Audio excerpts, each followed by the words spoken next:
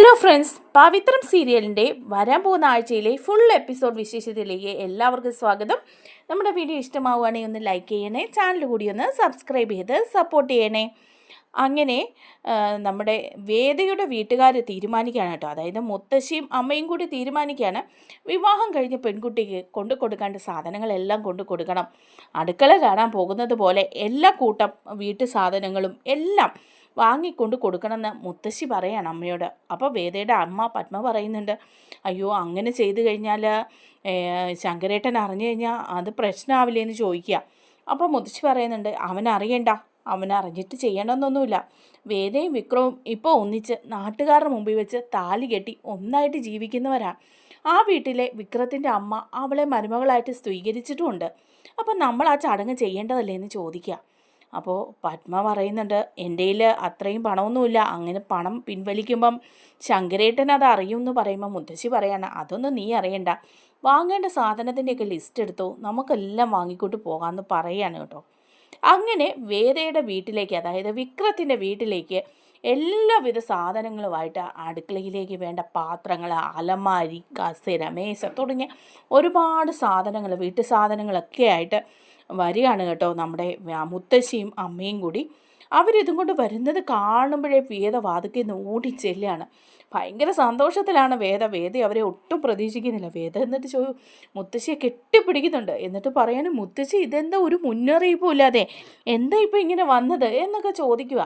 അപ്പോൾ അമ്മയുണ്ട്, ആ വാ, ഇതെന്താ ഈ കൊണ്ടുവന്നിരിക്കുന്നതൊക്കെ എന്നൊക്കെ ചോദിക്കുമ്പോൾ മുത്തശ്ശി പറയാണ്, വേദമോളെ ഒരുപാട് സന്തോഷമായി, നിങ്ങളുടെ കാര്യങ്ങളൊക്കെ ഞാൻ വീഡിയോയിലൂടെ കണ്ടു, നാട്ടുകാരുടെ മുമ്പിൽ വെച്ചിട്ടൊക്കെ രണ്ടുപേരും പരസ്പരം മാലയിട്ട് എല്ലാം വിവാഹിതരായിട്ട് അംഗീകരിച്ചു. അത് കണ്ടപ്പോൾ ഞങ്ങൾക്ക് ഒരുപാട് സന്തോഷമായി. അമ്മയും ഞാനും പറഞ്ഞതേ ഉള്ളൂ, നിങ്ങൾ സന്തോഷമായിട്ട് തന്നെയാണ് ജീവിക്കുന്നതെന്ന്. അങ്ങനെ നിങ്ങൾ കുടുംബമായിട്ട് ഇവിടെ ജീവിക്കുമ്പം നിങ്ങൾക്ക് വേണ്ടത് എന്തെങ്കിലുമൊക്കെ കൊണ്ടു തരണ്ടേ? വിവാഹം കഴിഞ്ഞ പെൺകുട്ടികൾക്ക് വീട് മാറുമ്പം കൊടുക്കുന്ന ഒരു ചടങ്ങുണ്ട്, അടുക്കള കാണൽ ചടങ്ങോടെ വീട്ടു സാധനങ്ങളും മറ്റുമൊക്കെ കൊണ്ടു കൊടുക്കുന്ന ഒരു ചടങ്ങ്. അത് നടത്തണമെന്ന് എനിക്ക് തോന്നി. നിൻ്റെ അച്ഛനോട് പറഞ്ഞാൽ അതൊന്നും സമ്മതിക്കില്ല. ശങ്കരന് ഇതൊക്കെ അറിയുമ്പം ഭയങ്കര ദേഷ്യമാണ്, ഇപ്പോഴും ഭയങ്കര ദേഷ്യവും വെറുപ്പും ഒക്കെയാണ്. അതുകൊണ്ട് ഞാൻ തന്നെ പത്മയോട് പറഞ്ഞു, പത്മേ നമുക്കത് ചെയ്യേണ്ടതെന്ന്. അങ്ങനെ ഞാനും നിൻ്റെ അമ്മയും കൂടി തീരുമാനിച്ചു, ഇങ്ങനൊരു ചടങ്ങുണ്ട്, അത് ചെയ്യാം. വേണ്ട ചടങ്ങുകളൊക്കെ ചെയ്യണ്ടേ? നിൻ്റെ കഴുത്തിൽ താലി കെട്ടിയതല്ലേ വിക്രം? അപ്പം വേദ പറയാണ്, സന്തോഷമായി മുത്തശ്ശി, നിങ്ങൾ വന്നപ്പം വാ നമുക്ക് അകത്തേക്ക് പോകാമെന്നൊക്കെ പറയാണ് കേട്ടോ. അപ്പോൾ ഇത് കണ്ടുകൊണ്ട് അങ്ങോട്ട് ഇറങ്ങി വരികയാണ് നമ്മുടെ കമലവും അതുപോലെ ശ്രീജയും നന്ദിനിയും അതുപോലെ സുധാകരൻ മാഷും ഉണ്ട് കേട്ടോ. അപ്പോൾ ഈ സാധനങ്ങളൊക്കെ കൊണ്ടുവന്ന ആളുകൾ ഇറക്കുന്നത് കാണുമ്പോഴേക്കും ആകെപ്പാടെ ഇങ്ങനെ വെപ്രാളം പിടിച്ചിരിക്കുകയാണ്. അപ്പോൾ സുധാകരൻ മാഷ് പെട്ടെന്ന് ഇറങ്ങി ചെന്നിട്ട് ചോദിക്കുന്നുണ്ട് വേദയുടെ മുത്തശ്ശിയോട്, ഇതെന്താ ഈ സാധനങ്ങളൊക്കെ ഇങ്ങോട്ട്, ഇതെന്താ നിങ്ങൾ ഉദ്ദേശിക്കുന്നത്? അപ്പോൾ വേദയുടെ മുത്തശ്ശി പറയാണ്, ഇത് മൂക്ക് കൊണ്ടുവന്നതാ സാധനങ്ങളൊക്കെ. കാരണം വിവാഹം കഴിഞ്ഞ ഒരു പെൺകുട്ടിക്ക് ഇങ്ങനെ സാധനങ്ങളൊക്കെ കൊടുക്കുന്ന ഒരു ചടങ്ങുണ്ടല്ലോ, അതൊന്നും ചെയ്യാൻ പറ്റിയില്ല. അവളുടെ അച്ഛന് വിരോധമാണ്, പക്ഷെ ഞാൻ അവളുടെ മുത്തശ്ശിയാണ്, അത് ചെയ്യണമെന്ന് എനിക്ക് തോന്നി, അതുകൊണ്ടാണെന്ന് പറയുകയാണ്. അപ്പോൾ സുധാരൻ മാഷ് പറയാണ്, നിങ്ങളൊന്ന് നിർത്തുന്നുണ്ടോ? നിങ്ങൾ എന്തുദ്ദേശിച്ചാണ് ഈ പറയുന്നത്? എൻ്റെ മകൻ വിക്രം അറിയാതെ അബദ്ധത്തിൽ അവൻ്റെ വാശിയുടെ പുറത്ത് ഇവളുടെ കഴുത്തിലൊരു താലി കെട്ടിയെന്നല്ലാതെ അവർ തമ്മിൽ എന്തെങ്കിലും ബന്ധമുണ്ടോ? ഇവളെ ഭാര്യയായിട്ടൊന്നും അവൻ അംഗീകരിച്ചിട്ടില്ല. അതുപോലെ തന്നെ പെട്ടെന്ന് അവളുടെ പൊട്ട മനസ്സിൽ തോന്നിയ ബുദ്ധിക്ക് അവളിങ്ങ് പോന്നപ്പം നിങ്ങളത് തടയല്ലേ വേണ്ടത്? നിങ്ങൾ എന്ത് കണ്ടുകൊണ്ടാണ് ഒരു തെമ്മാടിയുടെയും ഒരു ഗുണ്ടയുടെയും കൂടെ മകളെ പറഞ്ഞു വിടുന്നത് എന്നൊക്കെ ചോദിക്കുകയാണ്. അപ്പം മുത്തശ്ശി പറയുന്നുണ്ട്, അമ്പലത്തിൻ്റെ നടയിൽ വെച്ച് അങ്ങനൊരു ചടങ്ങ് നടന്നപ്പം വേദയുടെ മനസ്സിൽ അവനെ ഭർത്താവായിട്ട് തന്നെ സ്വീകരിച്ചു, അതുകൊണ്ടല്ലേ അവളിവിടെ താമസിക്കുന്നത് എന്ന് ചോദിക്കുക. അപ്പോൾ സുധാരൻ മാഷ് പറയുന്നുണ്ട്, നിർത്തിക്കൂ, അവളിവിടെ താമസിക്കുന്നുണ്ട്, അവളെ പറഞ്ഞു വിടാൻ ഞങ്ങൾ നോക്കുന്നുണ്ട്, പക്ഷേ അവളത് പോകാൻ സമ്മതിക്കുന്നില്ല.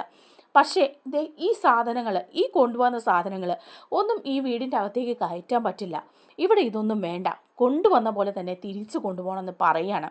അപ്പോൾ വേദയ്ക്കും അങ്ങ് വിഷമാവുകയാണ്. വേദ പറയുന്നുണ്ട്, അച്ഛാ അത് അമ്മയും മുത്തശ്ശിയും കൂടെ കൊണ്ടുവന്നതല്ലേ എന്ന് പറയുമ്പോൾ പറയണേ, വേണ്ട, ഈ ഒരു സാധനത്തിൻ്റെ ആവശ്യം ഇവിടെ ഇല്ല എന്ന് പറയാണ്. ഇപ്പോൾ തന്നെ നിങ്ങളുടെ വീട്ടുകാർ പറയുന്നത് പണം ഉണ്ടാക്കാൻ വേണ്ടിയിട്ടാണ് നിങ്ങളുടെ മകളെ ഇവിടെ പിടിച്ചു നിർത്തിയിരിക്കുന്നതെന്നാണ്. ആ മാനിക്കേട് പോലും പോയിട്ടില്ല. പിന്നെ ഇനിയിപ്പം ഈ സാധനങ്ങളൊക്കെ ഇതിൻ്റെ ഒരു പേരിൽ, ഈ വിവാഹത്തിൻ്റെ പേരിൽ ഇങ്ങോട്ട് കൊണ്ടുവന്നു എന്നുള്ള പേര് ദോഷം കൂടി വേണ്ട എന്ന് പറയാണ് സുധാകരൻ മാഷ്. ഇതൊക്കെ അറിഞ്ഞുകൊണ്ട് വിക്രം അങ്ങോട്ട് വരികയാണ്. വിക്രം കാണുമ്പോൾ സാധനങ്ങളൊക്കെ ഇങ്ങനെ കിടക്കുന്ന കാണുകയാണ്. കാണുമ്പോഴേക്കും വിക്രത്തിന് അങ്ങ് ദേഷ്യം വരിക. വിക്രം വേദയോട് ചോദിക്കുക, എന്താ ഇത്, എന്താണ് ഇത്, ഈ സാധനങ്ങളൊക്കെ ഇവിടെ കൊണ്ടുവന്നിരിക്കുന്നത്, നാട്ടുകാരെ കൊണ്ട് പറയിപ്പിക്കാനാണോ, ഇത് തിരിച്ചു കൊണ്ടുപോകാൻ പറ എന്ന് പറഞ്ഞിട്ട് മുത്തശ്ശിയുടെ അമ്മയുടെ നേരെ ദേഷ്യപ്പെട്ടാണ്. ഇതൊന്ന് തിരിച്ചെടുത്തോണ്ട് പോകുന്നുണ്ടോ, എന്താ നിങ്ങൾ വിചാരിച്ചത്, നിങ്ങളുടെ മകൻ കുറേ പണം എൻ്റെ കയ്യിൽ തന്നു ഇവളെ തിരിച്ചു കൊണ്ടുവിടാൻ വേണ്ടിയിട്ട്, അങ്ങനെ ഇവക്ക് വിലയിട്ട് ജീവിക്കുന്നവരല്ലേ നിങ്ങൾ, ഇനിയിപ്പം ഇതും എന്താ കൈക്കൂലിയായിട്ടാണോ വീട്ടു സാധനങ്ങളെല്ലാം ഇവിടെ കൊണ്ട് ഇറക്കേണ്ടത്, ഈ വീട്ടിൽ വേണ്ട സാധനങ്ങളൊക്കെ ഇവിടെയുണ്ട്, അല്ലാതെ മറ്റാരുടെ ഒരു സാധനവും ഈ വീട്ടിൽ ആവശ്യമില്ല, ഇത് തിരിച്ചു കൊണ്ടുപോകാനാണ് പറഞ്ഞത് എന്നൊക്കെ പറഞ്ഞ് വിക്രം ഭയങ്കരമായിട്ട് ദേഷ്യപ്പെടുകയാണ്. അപ്പോഴേക്കും വേദ വിക്രത്തിനോട് പറയുന്നുണ്ട്, ഒരുപാടൊന്നും റേസ് ആകണ്ട, ഒരുപാടൊന്നും ദേഷ്യപ്പെടണ്ട, ഇതൊന്നും ഇവിടെ വേണ്ടെങ്കിൽ തിരിച്ചു കൊണ്ടുപോകണമെങ്കിൽ അത് മാത്രം പറഞ്ഞാൽ മതി, അങ്ങനെ തന്നെ ചെയ്തോളാം എന്ന് ദേഷ്യത്തിൽ തന്നെ വേദയും പറയാണ്. അങ്ങനെ വന്നതുപോലെ തന്നെ സാധനമൊക്കെ ആയിട്ട് മുത്തശ്ശിയും അമ്മയും കൂടി തിരിച്ചു പോവുകയാണ് കേട്ടോ. അവർ ഭയങ്കര വിഷമായിട്ടാണ് തിരിച്ചു പോകുന്നത്. വേദ മുത്തശ്ശിയോടും അമ്മയോടും ഒക്കെ മാപ്പ് പറയുന്നുണ്ട്. കൈ കൂപ്പി മാപ്പ് പറയാണ് വേദ. മുത്തശ്ശി ക്ഷമിക്കണം, ഇങ്ങനൊരു അവസ്ഥ നിങ്ങൾക്ക് ഉണ്ടാക്കി, ഇങ്ങനൊരു നാണക്കേട് ഉണ്ടാക്കി, അതുകൊണ്ട് നിങ്ങളെല്ലാവരും എന്നോട് ക്ഷമിക്കണം എന്ന് പറയാണ്. അതുപോലെ സുധാരമാഷിനോടും പറയുന്നുണ്ട് വേദ മാപ്പ്. അങ്ങനെ അവരെല്ലാം തിരിച്ചു പോവുകയാണ് ചെയ്യുന്നത്. ഇതിനൊക്കെ ശേഷമാണ് നമ്മുടെ രാധയെ വിവാഹം കഴിപ്പിക്കാൻ എങ്ങനെയും വിവാഹം കഴിപ്പിക്കണമെന്ന് വിചാരിച്ച് നടക്കുകയാണ് വീട്ടുകാർ. അങ്ങനെയാണ് രാധയുടെ അച്ഛൻ അയ്യപ്പൻ എങ്ങനെയെങ്കിലും ഒന്ന് വിവാഹം കഴിപ്പിക്കാൻ വേണ്ടിയിട്ട് ഒരു വരനെയും കൂട്ടരെയും കൊണ്ട് വരുന്നത്. വരനെന്നും പറയാൻ പറ്റില്ല, ഒരു തനി തെമ്മാടിയും ഗുണ്ടയുമാണ് കേട്ടോ. കുറേ അധികം മദ്യം വാങ്ങി കൊടുത്തിരിക്കുകയാണ് അയ്യപ്പന്. അങ്ങനെ അയ്യപ്പൻ മദ്യമൊക്കെ കഴിച്ചു കഴിയുമ്പോഴേക്കും രാധയെ വിവാഹം കഴിച്ചു കൊടുക്കാമെന്ന് സമ്മതിച്ച് കൂട്ടിക്കൊണ്ട് വരുന്ന അവരെ കൊണ്ടുവന്ന് കഴിയുമ്പം വടിവാളും കുന്തവും ഒക്കെ ആയിട്ട് കുറേ ഗുണ്ടകളാണ് വന്നിരിക്കുന്നത് പെണ്ണ് കാണാൻ. അവിടെ വന്ന് ഭീഷണിയുടെ സ്വരത്തിൽ രാധയോട് പറയുന്നുണ്ട്. അപ്പോൾ രാധ പറയാണ്, പിന്നെ നിങ്ങളല്ലേ എന്നെ കെട്ടാൻ വന്നിരിക്കുന്നത്, ഞാൻ സമ്മതിക്കാതെ നിങ്ങൾക്ക് എന്നെ കെട്ടുവാടാന്ന് ചോദിക്കുകയാണ്. അപ്പോൾ അവർ പറയാണ്, കെട്ടുവടി, നീ കണ്ടോണം എന്താ ഇവിടെ സംഭവിക്കാൻ പോകുന്നതെന്ന്, നിന്നെ ഞങ്ങൾ കെട്ടുവോ ഇല്ലയോ എന്നുള്ളത് നീ കണ്ടോണം എന്ന് പറയാണ്.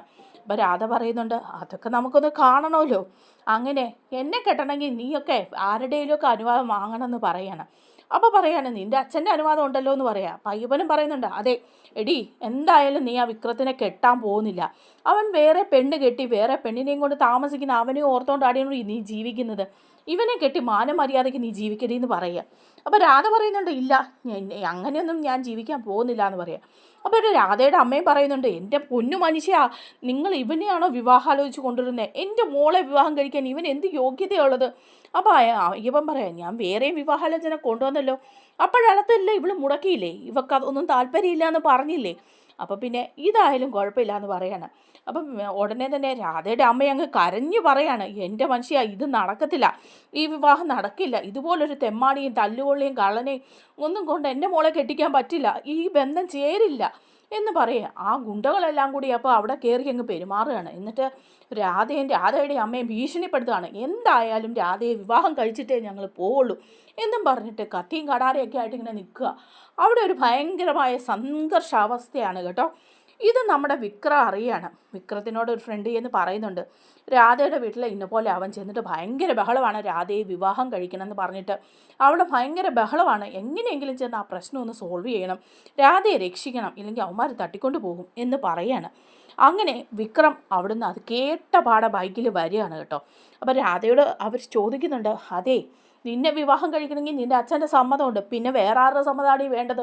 അപ്പോൾ രാധ പറയണേ, വേറൊരാളുടെ കൂടി സമ്മതം വേണമല്ലോ, എന്നെ രക്ഷിക്കാനും ആൾക്കാർ വരുമോ നീയൊക്കെ കണ്ടോടാ എന്ന് പറയുമ്പോൾ നമ്മുടെ വിക്രം അവിടെ വരികയാണ്.